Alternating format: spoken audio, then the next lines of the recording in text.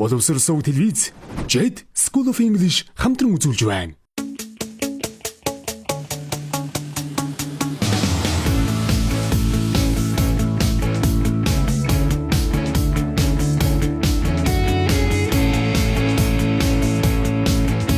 Англи хэлний асын зан сургалт. Сайн байцгаана үзэгчдээ, би Jed School of English англи хэлний сургуулийн багш Цэрэнд болон байна. За би та бүхэндээ анхан сургалтад зориулсан англи хэлний үгийн сангийн нийт 12 хичээлийн турш хамт байх болно. Үзэгчдээ, та бүхэнд анхан шатны үгийн сангийн 12 цуврал хичээлийн сэдвийг танилцуулъя. Нэгдүгээр хичээл дээрээ бид countries and nationalities буюу улс орон болон үндэстэн ястан гэж ярихад ямар ялгаатай байдаг тэр холбогдох үг хэллүүдийг сурах болно. 12 дугаар хичээл дээрээ describing people гэсэн сэдвтэй буюу хүмүүсийг гадаад байдлаар нь дүрслээд өндөр нам гэж ярихдаа яаж дүрслэх вэ тийм ээ, тэрдгээр тэмдэг нэрүүд болон хэрэглэгдэх үйл өгнүүдийг үзэх болно. 3 дугаар хичээл маань daily activities гэсэн сэдвтэй байгаа. Daily activities гэдэг маань хүн өглөө босоод орой унтах хүртэл тийм ээ хийж болдог ямар үйл ажиллагаа амьдралын хөвшил болсон зүйл байдаг гэлээ. Бид үүнийг илэрхийлдэг өгнүүдийг үзэх болно. Харин 4 дугаар хичээл дээрээ action, non-action verbs буюу үйл хөдлөл заадаг, мөн үйл хөдлөл заадаггүй үйл үгсийг үзэж ямар үед үйл хөдлөл илэрхийлдэг, ямар үед үйл хөдлөл байдгүй вэ гэдэг талаар үзэх болно. Харин 5 дугаар хичээл дээрээ synonym verbs буюу ижил утгаар орчуулдаг боловч утгын хувьд хоорондоо ялгаатай сонсох, харах, ярих гэх мэт үйл өгнүүдийг үзэх болно. 6 дугаар хичээл дээрээ бид simple conversation буюу өдөр тутмын энгийн харилцан ярианд хэрэглэгдэх үг хэллэгийг үзэж татлаг хийх байгаа. Харин 7 дугаар хичээл маань animals гэсэн сэдвтэй буюу бид амьтдын тухай үзнэ. Газар уснаа явж амьтан, за аратан амьтан гэх мэт тийм ээ, амьтдын тухай, амьтдын нэршлүүдийг сурах байгаа. Харин 8 дугаар хичээл маань food and cooking гэсэн сэдвтэй хоол хүнсний нэр, мөн хоол хүнстэй холбоотой өгнүүд, хоолыг болгохтой тийм ээ, болгож хийхтэй холбоотой үйл өгнүүдийг бид үзнэ. Харин 9 дугаар хичээл дээрээ illness, health problems буюу хүний биеийн өвчин зовир тийм ээ, за энийг илэрхийлэхэд хэрэглэгдэх үг хэллэгийг үзэх байгаа. Харин 10 дугаар хичээл маань films гэсэн сэдвтэй байгаа. 10 дугаар хичээлдээ бид киноны төрөл жанр болон кинотой холбогдох мэргэжлийн үг хэллэгийг сурна. 11-р хичээл маань sports гэсэн сэдвтэй байгаа. За 11-р хичээлдээ бид спортын төрлүүдийг ялангуяа бөмбөг оролцсон спортуудыг үзэх байгаа. Харин хамгийн сүүлийн 12-р хичээл дээрээ hotel and complaints буюу төчид буудалтай холбоотой мөнчид буудал гарах тийм ээ, гомдол саналаа илэрхийлэхэд хэрэглэгдэх үг хэллэгийг хамтдаа сурах болно. Та бүхэн 12 цуврал хичээлтэй зөв хамт байгаарай. За эхлээд хамтдаа үлийн эзнийг төлөөлдөг төлөөний үгийн тухай ярилцъя тийм ээ. За бид үлийн эзнийг төлөөлөхдөө за I гэж төлөөлж болдог тийм ээ. I юу лээ? I be. За би өөрийгөө ярьж байгаа юм бол тийм ээ I гэж төлөөлдөг. За you. За юу бол та тийм ээ. За гэхдээ зургатаа үзэж сууж байгаа та бол you болох нь шүү. За he тэр эрэгтэй хүний бид нэр тэр гэж төлөөлөхдөө he гэдгийг ашиглана тийм ээ. За she за эмэгтэй хүнийг төлөөлөөд тэр гэж ярьж байгаа бид нэр she гэсэн хэллэгийг ашигладаг. За it амьтан болон амьгүй зүйлийг төлөөлөхдөө тэр гэсэн утгаар төлөөлөөд it гэсэн үгээр ярьдаг тийм ээ. За ганц тооны эзэн дээр I, за нэгдүгээр би өөрийгөө ярьж байгаа тийм ээ. I, be. За you, та. He гэдэг маань тэр эрэгтэй. За she, тэр эмэгтэй. It амьтан болон амьгүй зүйлийг төлөөлдөг тэр гэсэн төлөөний үгүүд байна. За тэгвэл олон тооны төлөөний үгүүд ямар хэлбэртэй байдаг вэ? За жишээлх юм бол we би ганцаараа байсан. За би энд хоёулаа гуруулаа болчих юм бол бид нар болно тийм ээ. За тэгвэл бид гэдэг төлөөний үг маань we гэж төлөвлөдөг. Та гэртээ ганцаараа байсан. Та олуулаа болчих юм бол you та нар болно тийм ээ. За тэгэхээр та болон та нар ганц олон тоон дээр you гэдэг нэг төлөөний үгээр төлөвлөж байна. За бид нар та гэж ярьж гин үү, та нар гэж ярьж гин үү гэдгийг тухайн нөхцөл байдлаас ойлгоно гэсэн бахан тийм ээ. За харин нөгөө тэр эрэгтэй, тэр эмэгтэй энэ гэдээсэн he, she, it гэж төлөвлөж байсан үлийн эзэл маань олон тоон дээр байж байгаа тохиолдолд бид нар бүгдийг they гэж төлөвлөдөг шүү дээ тийм ээ. Хамтдаа дараах 4 өгүүлбэрийг уншиж байгаа тохирох төлөөний үгийг нөхцгөө. За эхний өгүүлбэр. John is my brother. Is funny. За John бол миний ах. За тэр үнэхээр хөвгөлтэй байдаг гэж ярих юм тийм ээ. бид нар хэнийг төлөөлж байгаа юм? Джоныг төлөөлж байгаа. Джон болон ахыгаа төлөөлж байгаа. За тэгэхээр Джон маань эрэгтэй хүн. За ганц дом дээр байгаа учраас бид нар he is funny. За he гэж төлөөлсөн зүг байна тийм ээ. За хоёрдугаар өгүүлбэрийг харцгаая. My mother is a good cook. Can make a pizza. За миний ээж бол сайн тоогооч, тэр пицца хийж чадна. За тэгвэл тэр гэдгээс бид нар хэнийг төлөөлж байгаа вэ одоо? За ээжигээ төлөөлж байна тийм ээ. Нэмээ ээж маань нэмэгтэй тийм ээ. За тэгвэл бид нар she гэж төлөөлөх нь байна. She can make a pizza. Төлөөлнө юм уу? За 3 дахь өгүүлбэрийг харъя. За this is my house. And am in front of it. За энэ бол миний байшин. Байшин миний ард талд байна. Тэгвэл байшингийн урд талд хэн байгаа вэ? Би байгаа тийм ээ. За тэгвэл би гэдэг төлөвний үг чи юу вэ? I am in front of it. За I гэсэн төлөвнийг авах нь зөвхөн.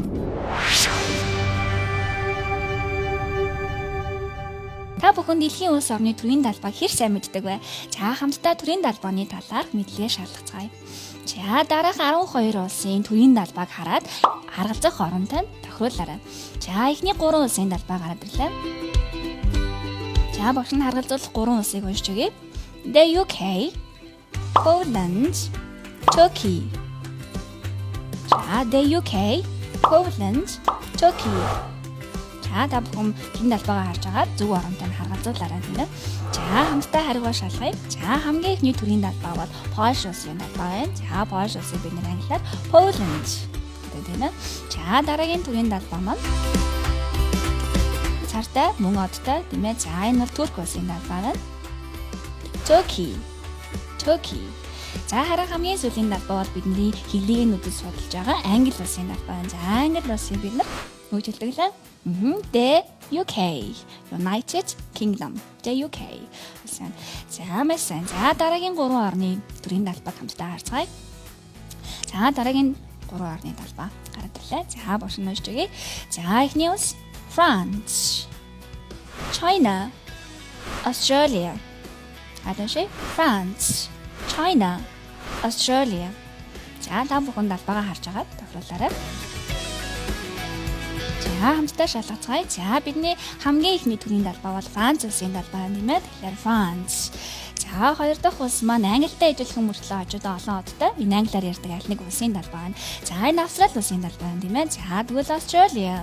За харин хамгийн сүүлийнх нь нэг том одтой, одыг тойроо 4 одтой улаан дэвсгэртэй. За манай хөрш орон буюу China хятад улсын далбаа юм тийм ээ. China. За мэсэн. За дараагийн 3 орны төрийн далбааг харцгаая. За ийм 3 орн байна. За бошин уншиж өгье. За эхний улс the USA буюу Америк улс, the USA, Japan, Brazil. За тохирох оронтой таад холбоорой. За хамтдаа шалгая. За хамгийн ихний ногоон дэвсгэр дээр бөмбөрцөгний дэвсгэртэй тийм ээ. За энэ бол Бразил улсын далбаа байна. Бразил.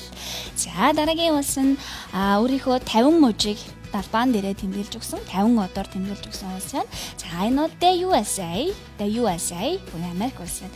За харин хамгийн сүүлийнх нь цагаан дээр том улаантай нарыг дэвсгэрдэг их наран улс буюу Japan.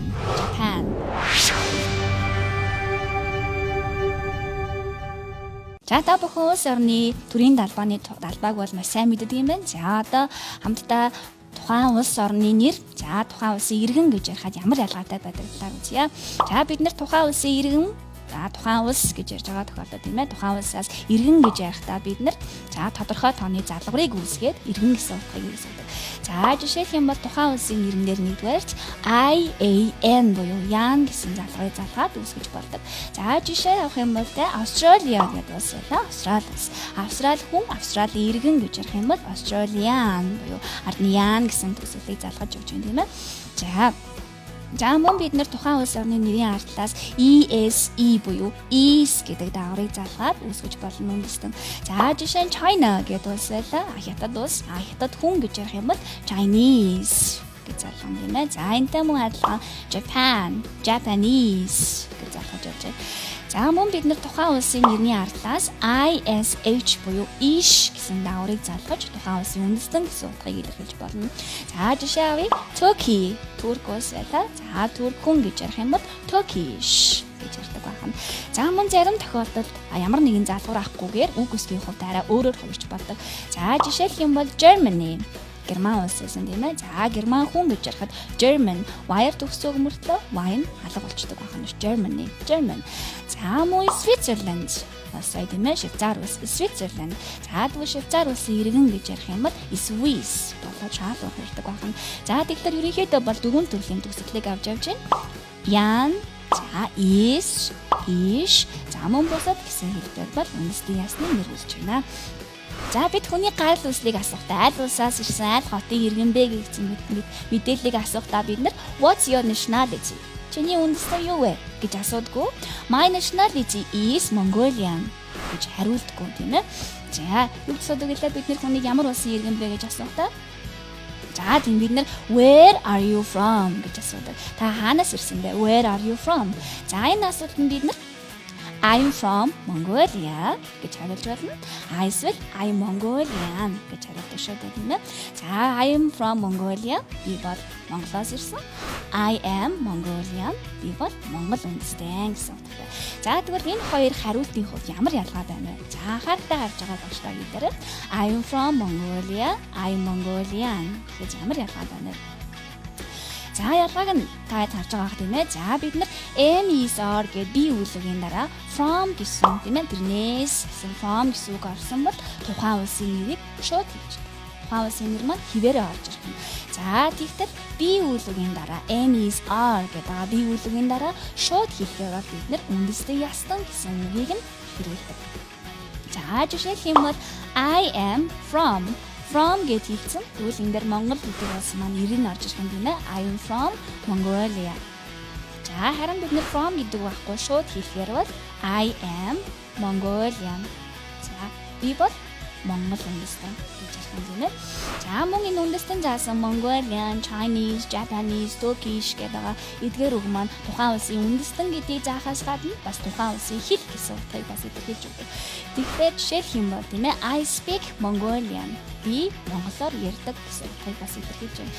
Тэгэхээр энэ үг маань өөрөө хэл гэсэн утгыг агуулж байгаа учраас language гэдэг үгтэй хамт хэрэглэх шаардлагагүй байдаг. Жишээлх юм бол тийм ээ I speak Mongolian language гэж хэлэх хэрэггүй байх юм шүү дээ. I speak Mongolian. За мөн I want to speak English language гэж хэлэх хэрэггүй тийм ээ. I study Chinese language гэж хэлдэг. Тэгэхээр энэ үг маань хэл гэсэн утгатай. Дахиад бид нэр хэл гэдэг үг авахаар би монгол хэл ярьдаг ч юм уу ийм утга үүснэ гэсэн. За тэгэхээр үндэстэн заасан үг маань бас хэл гэсэн утгыг давхар илэрхийлж байгаа учраас бид нэр language гэсэн үгтэй болцоог хэлэх нь буруу юм аа гэдгийг та бүхэн сайн мэдүүлж аваарай. За тэгээд бид нэр Mongolian гэдэг үг байлаа.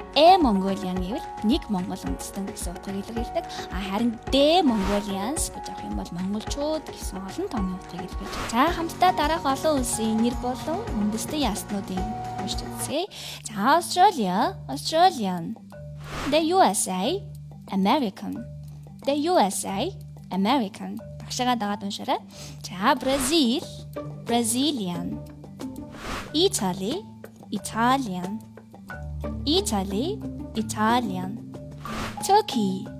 Turkish, the UK, British, Poland, Polish, China, Chinese,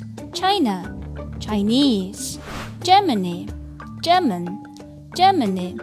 German, France, French, Switzerland,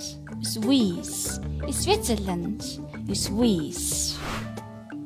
За гих зэргээр үндэстэн болон улсын нэр маань ийм ялгаатай байдаг байна. За хамтдаа дараах дэлхийн улсуудын иргэдийн зургийг хараад ямар улсын иргэн те ямар улс юм бэ гэдэг зургийг хараад хамтдаа таацгаая. За эхний зураг гараад ирлээ. За эхний зурган дээр энэ хүн Таж Махалын өмнө зогсож байна. Духан дээр мэгтэй юм байна. За тэгвэл энэ ямар улс вэ? За мэдээж энэ улс бол Индия. За За тэгвэл энэ улсын иргэн гэж хэлэхэд бид нар Индиан буюу Ян гэсэн залгыг авсан байна шүү дээ. За дараагийн улс маань нөгөө хөл бөмбөгийн улс байна тийм ээ. За Бразил улс байна. Бразил хүн гэж ярих юм бол Бразилиан. За та бүхэн өөрсдийгөө бас цуг шалгаа яваарай. За дараагийн зураг маань Сидней Опера театр буюу Сидней нийслэл тийм ээ. За ямар улс вэ? За тийм Австралиа гэдэг улс тэ Австралиа. За тэгвэл Австрали хүн гэж ярих юм бол Australian мөн Ян гэсэн үгстэй байна. За дараагийн зураг дээр харъя. За Cowboy хүн байна тийм ээ. За тэгвэл энэ чинь The USA буюу Америк улс. За тэгвэл Америкийн иргэн гэвэл American гэж байна. За дараагийн зургийг харъя. За Korea солонгос хүн байна. За Korea солонгос хүн гэж ярих юм бол Korean. За мөн Ян гэсэн үгсэл авсан байна тийм ээ. За дараагийн зургийг харъя. За хоёр хүүхэдтэй. За энэ хоёр Египт хүмүүс байна тийм ээ. Ховцыг харъя. За тэгвэл Egypt. За Египт хүн гэж ярих юм бол Egyptian юм болгоно шүү. За дараагийн зураг. Япон хүн байна. За Япон улс Japan. Япон хүн Japanese. За дараа нь Английн албаа барьсан байна тийм ээ. За тэгвэл болсон The UK Англи хүн гэж ярив British. За дараагийн зураг. За энэ бол China. Тийм хятад улс байна. China. За хятад хүн гэж ярив Chinese гэж ярина тийм ээ. За дараагийн зурган дээр за Орос охин байна да. За Орос хүн гэж ярьлаа. Орос улс гэж ярив Russia. За Орос хүн гэж ярих юм бол Russian. За хамгийн сүүлийнх за энэ бол тэмдэгтэй. За манай Монгол улс байна тийм ээ. Mongolia. За Монгол хүн гэж ярив Mongolian. За бүгдээрээ маш сайн байна. За хамтдаа өнөөдрийн хичээлээр олж авсан мэдлэгээ батжуулаад дахин нэг тоглоом тоглож үзье. За тэгээ өөрсдийнхөө мэдлэгийг шалгацгаая тийм ээ. За багш нь. За энэ дээр нэг улсын төрийн далбай гарч ирсэн байна. Энэ ямар улс вэ? За Турк улс байна тийм ээ. За энэ дээр дөрвөн хариулт гарч ирсэн байна. Та бүхэн хариултаа уншиж агаад Турк улсын иргэнийг юу гэж хэлэх вэ? За дөрвөн хариултаа уншиж агаад зөвийг нь сонгоорой. За зөв хариултаа хамтдаа шалгацгаая. За Турк улсаас ирсэн nationality бол Turkish буюу 2 дугаар хэлбэр зөв байна тийм ээ. 2 дугаар хэлбэр зөв. Харин бус нь бол ин мөг англи хэлэн байхгүй тийм ээ. Буруу байна. За тэгвэл дараагийн улсын далбайг харъя. За энд Орсын далбай явж байна тийм ээ. За тэгвэл Орос гаралтай хүн ямар үндэстэн бэ? За дөрвөн хариулт гарч ирсэн байна. За эдгээр дөрвөн хариулт байна. За энэ дөрвөн хариултаас харж агаад хамгийн зөв хариултыг сонгоорой. За Орос хүнийг юу гэж хэлэх вэ? Орос үндэстэн. За мөн Орос хэл гэж юу яах вэ? Тийм ээ. За зөв хариултаа шалгацгаая. Өнөөдөр бол хамгийн зөв хэлбэр нь 3 дугаар хувилбар буюу Russian гэсэн хэлбэр зөв байна тийм ээ. 2 дугаар хувилбар маань төстэй боловч нэг эстэй явж байгаа учраас буруу бичигдсэн байна. За тэгэхээр 3 дугаар хариулт маань зөв байлаа. За дараагийн зураг гараад ирсэн байна. Япон улсын төрийн далбай байна тийм ээ. Тэгвэл Япон улсаас ирсэн Япон хүн Япон хэл гэвэл аль хувилбар зөв бэ? За дөрвөн хувилбар маань гараад ирсэн байна. Та дөрвөн хувилбараа харж агаад хамгийн зөв хэлбэрийг сонгоорой. Аль нь зөв бэ?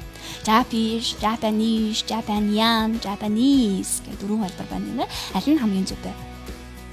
Хараарай. За гэдэгт зөв хариултаа шалгацгаая тийм ээ. Япон хүн Япон хэл гэж ярих юм бол дөрөвдүгээр хариулт буюу Japanese гэсэн хэлбэр зөв байна тийм ээ.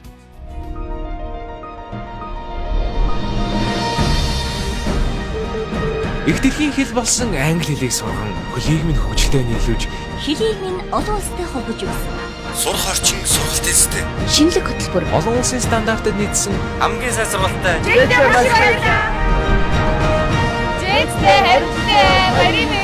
Таны амжилтын жигүүр болсон 20 жил. За маш сайн байлаа. За өнөөдөр хамтдаа өнөөдрийн хичээлээр сурсан. За та аль улсын иргэн бэ? Ханаас ирсэн бэ? За би тийм улсын иргэн. Би тэр улсаас ирсэн гэдэг өгнүүдээ хийдүүлээд автцгаая тийм ээ. За багш та бүхэн зураг үзүүлнэ. 4 зураг байгаа. За хийдүүлээд зургаа хараад ханаас ирсэн аль улсын иргэн бэ? За мөн тэр улсын иргэн байна гэдэг хариултуудыг хамтдаа өгцгөөе. За эхний зураг бол герман хүүхдэн тийм ээ. За энэ хүүхэд эрэгтэй байна тийм ээ. Тэгвэл бид нэр асуух тааж асуух юм. За чи таагаа ярьж игэл where are you from гэж асуудаг. Тэгтэл эрэгтэй хүн байвал бид нэр he гэж зүйлэх ёстой тийм ээ. За тэгвэл бид нар where is he from гэж асууна тийм үү? Where is he from? Тэр хаанаас ирсэн бэ? За хариулъя. Германаас ирсэн.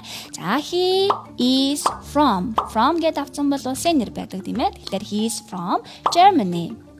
За тэр Германаас ирсэн. Одоо Герман үндэстэн гэж шууд хэлье. Тэгвэл he is German. тийм ээ. За энэ мэтлэн. За дараагийн зургийг харцгаая. За таад өөрсдөө асуулт тавиарай. За энэ эрэгтэй хүн байна. За тэгвэл тэр хаанаас ирсэн бэ гэж асуух хэрэгтэй тийм ээ. За тэгвэл яаж асуух вэ? Өмнөхтэйгээ адилхан тийм ээ. Where is he from? Тэр хаанаас ирсэн бэ? Аль улсын иргэн бэ? За хариулъя. Төрийн далбайгаа таад мэдж байгаа. За энэ Туркийн далбай юм тийм ээ. За тэр хүн Туркээс ирсэн гэж хэлээ. Тэгвэл юу гэж хэлэх вэ? He is from Turkey. За тэгвэл хамтдаа тэр турк үндэстэн гэж хэлээ. Тэгвэл he is Turkish.